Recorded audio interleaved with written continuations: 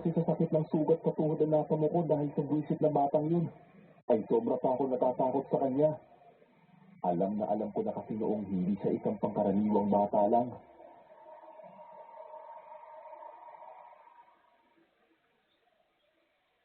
Ilang araw ang lumipas, Sir Lancelot, nag-text sa mami ang tita kong si Tita Kimi. Ate ng nanay ko na namatay na raw si Lola Tess. Ate naman ni Mama Bebe. Nag-CR daw kasi si Lola Tess noong gabi at nadulas.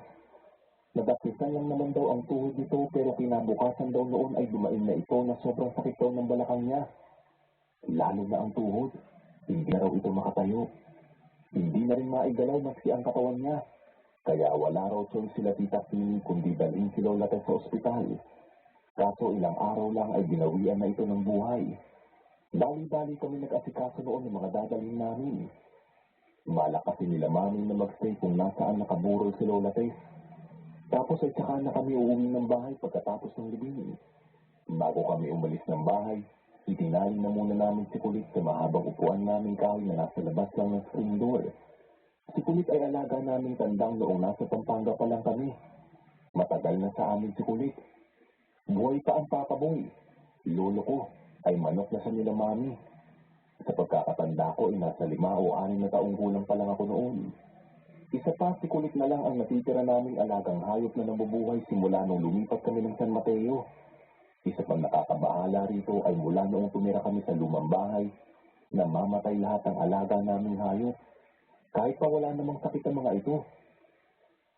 Sa pagdating namin noon sa burol, Sir Lancelot, tila may kung anong bumubulong sa akin mula sa lumang bahay.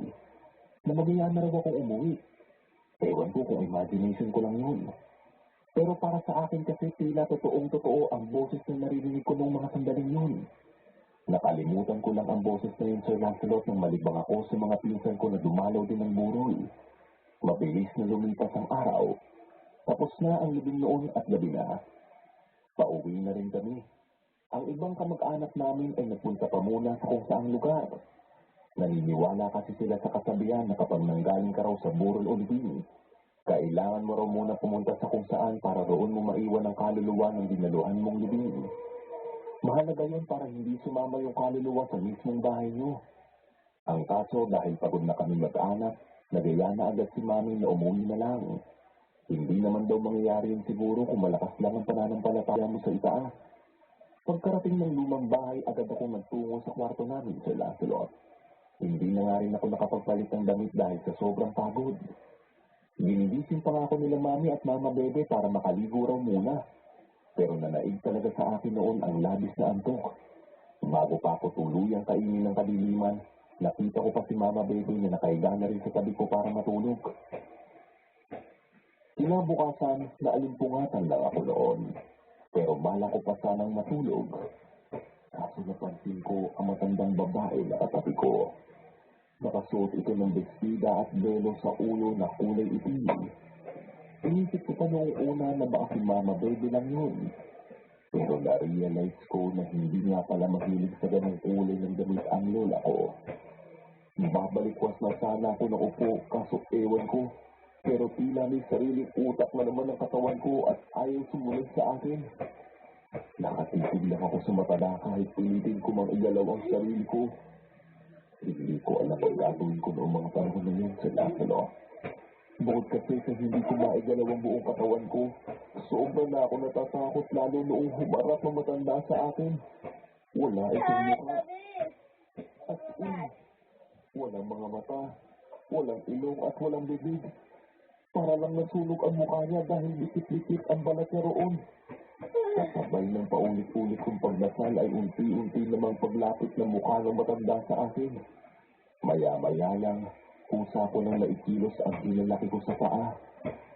Doon lang din ako nagkalakas ng loob na tumayo at tumakbo patungo sa may pintuan ng kwarto.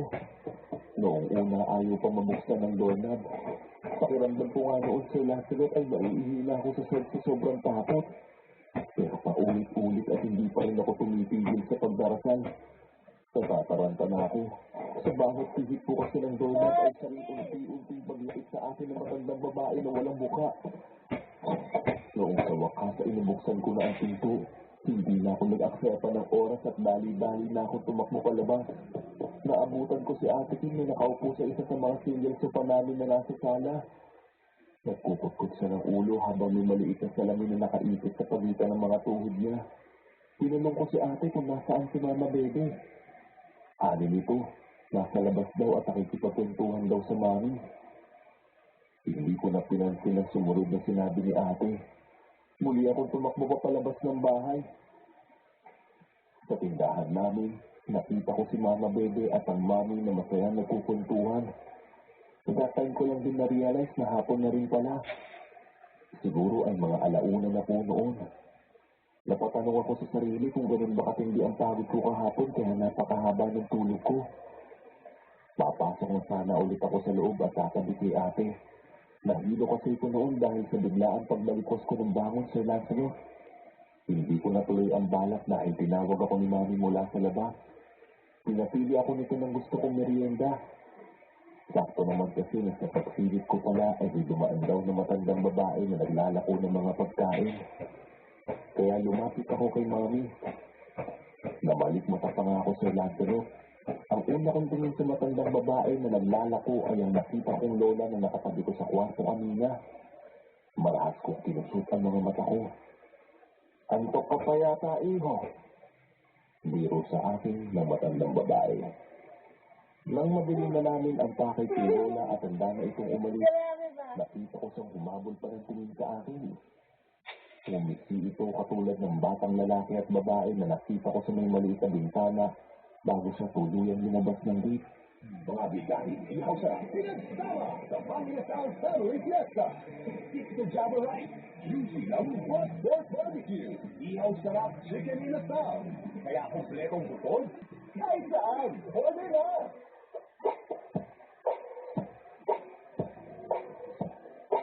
Hello, I'm Russell Polish, and we are at Art Basel, Hong Kong. So we are... Nasamig ako. Tila hindi ako makahinga noong mga oras na yun sa Lancelot. Buti na lang at binigyan ako ni Mami ng inumin. Pagdating ni Daddy, maya-maya lang nagulat ako sa sinabi ni Mami. Pagkatapos kumain ni Daddy, samahan mo si NJ. Ililibig niyo si Kulit. Ani ni Mami. Pagdating daw kasi namin kagabi, napansin nila na nakahandusay na si Kulit. Nilapitan daw ito ni Daddy at nakitang sunog ang buong katawan nito na tila tinamaan ng kidlat. Ang pagkakaalala ko ay hindi naman umulan noong gabi bago kami umuwi. Naiyak kami lahat dahil sa pagkamatay ni Kulit. Katulad ng sinabi ko sa Lancelot, matagal na kasi namin alaga ang tandang. Tapos sa bahay lang na yun siya namatay ng ganun-ganun lang. Hindi ko nagdesisyon ng mga magulang ko na kausapin na ang may-ari ng bahay. Ilang araw ang inabot bago nagkaroon ng pagkakataon si Mami na kausapin ang may-ari. Sa tuwing pinupuntahan kasi namin siya sa bahay niya, laging sinasabi ng katulong niya roon na wala ang matandang babae. May business trip daw kasi ito sa ibang bansa. Kung minsan naman ay nasa probinsya raw ito para asikasuhin ang timber niya roon. Isang beses nakita namin na may-ari na nagbibilig ng mga halaman niya sa labas. Nung mapansin niya na papunta kami sa direksyon niya, nagmamadali pa sana itong pumasok sa loob ng bahay niya. Pero dahil tinawag ito ni Mami, kasabay ng patakbo siyang nilapitan ng nanay ko. Kaya walang nagawa ang matandang babae, kundi ang harapin kami. Kahit bata pa lamang ako noong mga panahon na yun sa Lancelot, alam kong may tinatago na sa amin ang matandang babae. Inala ko ay tungkol yun sa kung amang lihim ng lumang bahay na tinitirahan namin. Una pa lang kasi tila iwas ito sa amin sa tuwing tinatanong ng Mami kung bakit ganoon na lang ang itsura ng bahay. Tapos tulak na tulak pa siya sa amin na tirahan na raw namin yun agad para may tumaon na at para maitaboy na raw yung mga naroroon. Tinatanong naman siya ni Daddy kung ano ang tinutukoy niya. Pero iniiba niya palagi ang usapan.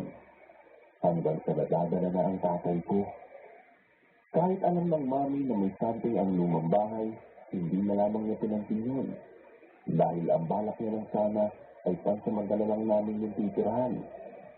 Bukod doon, buong akala niya kasi ay matatagalan namin kung may mangyayari man nakababalikan doon. Hindi namin inasahan na ganito pala kalala ang mararanasan namin doon. Didiretsuhin na dapat ng Mami ang matandang babae patungkol